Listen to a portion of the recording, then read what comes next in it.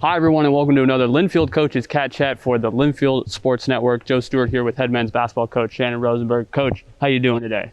Doing great. Just preparing for another game. I know, big one tomorrow night here is a big non-conference game here in Ted Wilson Gymnasium against Piedmont University. We'll get into that a little bit more in a bit. But first, let's rehash the last few weeks for you guys. It's been a little bit since we talked.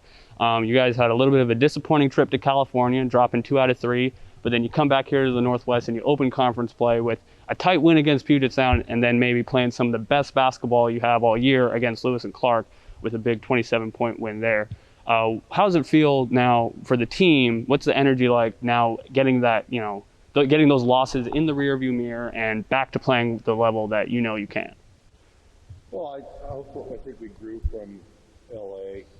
We needed to get a lot more physically tough in the interior.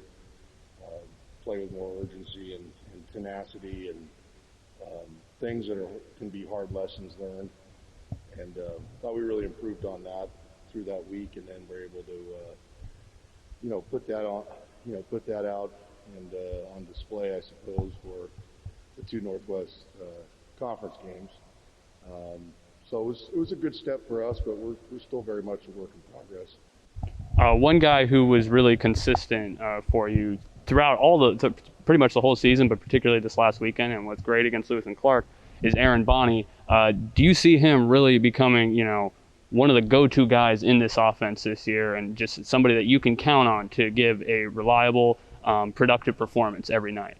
Yeah, I don't see him as a go-to guy. He is a go-to guy. I think he's been that way for us, and we play fairly interchangeable and offensively, but Bonnie's been terrific. It doesn't surprise me. I think as he starts to see the game better and his skills come out, but he's always been a very skilled player and a gifted scorer, multiple levels. So it's good to see that from him. And of course, his rebounding and interior defense, I think, single-handedly won that game for us up at Puget Sound.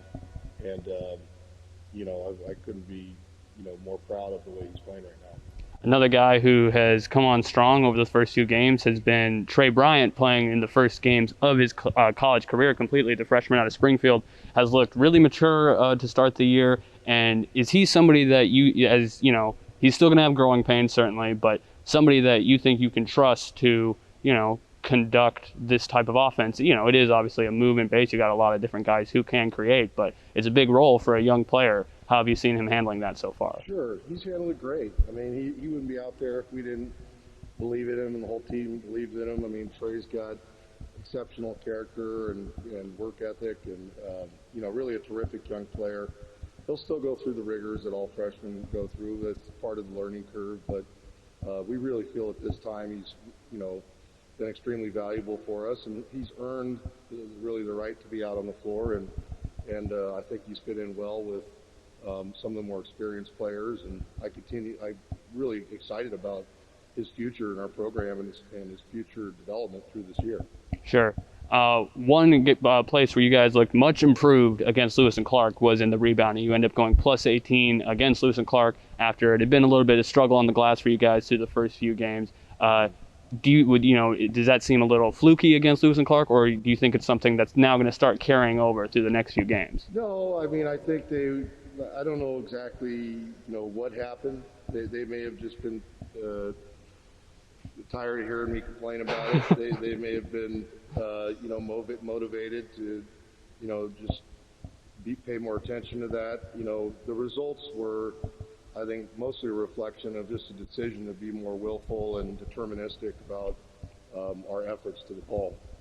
And despite that, the defense has looked pretty solid overall, especially statistically, and even with the problems in the rebounding margins before Saturday. Do you think that's going to be an area where this team is going to be able to hang its hat and be really prideful about on that end of the floor going forward? Well, I think if you look at our past, especially the past 5 years, we've been good defensively every year. Our stats are really good. It's only overshadowed a little bit by some of the things we've done offensively. But, with a bunch of new players in the program right now and a lot of guys that haven't really played full seasons or in some cases, haven't played seasons in a few years, we're growing into our rotations and some of the finer points. But this team could be very good defensively.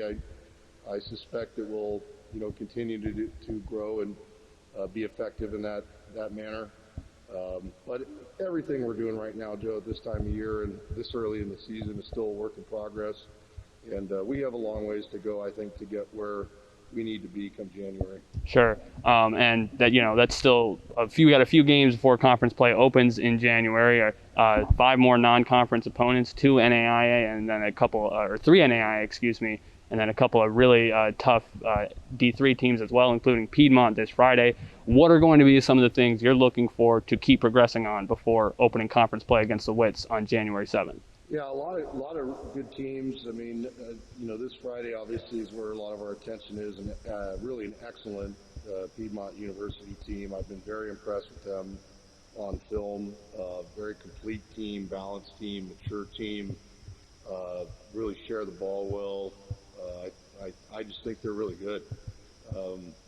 They play like a mature team. We're going to have to play really, really well to have success against them. But ultimately, all these games through December are just stepping stones into conference. I mean, at this level, you have to win that conference tournament, get to AQ.